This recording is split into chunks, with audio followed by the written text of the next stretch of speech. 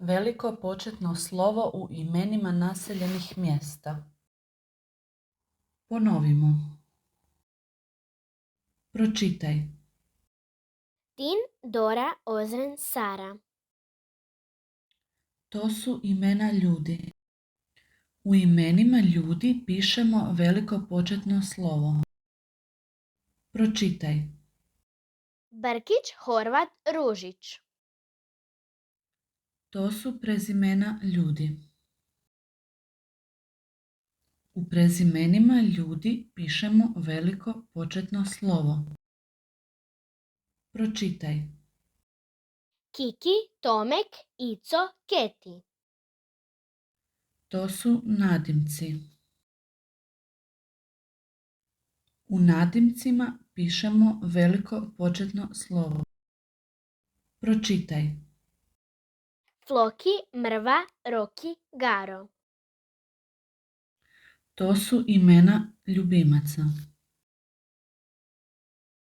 U imenima ljubimaca pišemo veliko početno slovo. Pročitaj. Brat pije mlijeko. Djed mu čita priče. Tata peče palačinke. Mama pomaže tati. To su rečenice. U rečenicama prvu riječ pišemo velikim početnim slovom. Ponovili smo.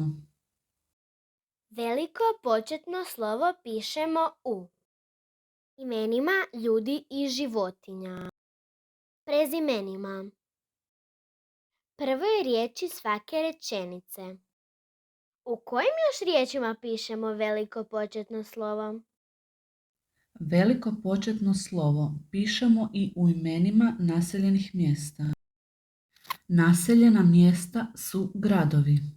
Zagreb, Osijek, Split, Varaždin. U imenima gradova pišemo veliko početno slovo. Naseljena mjesta su sela. Moravče, Jablanac, Oborovo. U imenima sela pišemo veliko početno slovo.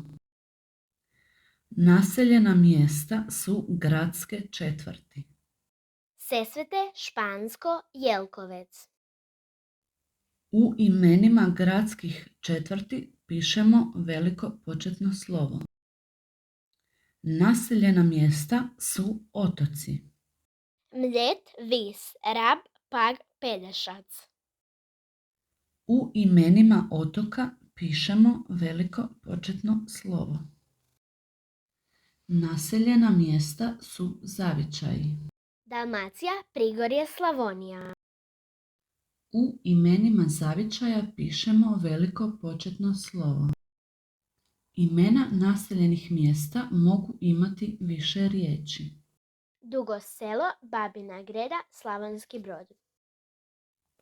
Svaku riječ u imenu naseljenog mjesta pišemo velikim početnim slovom.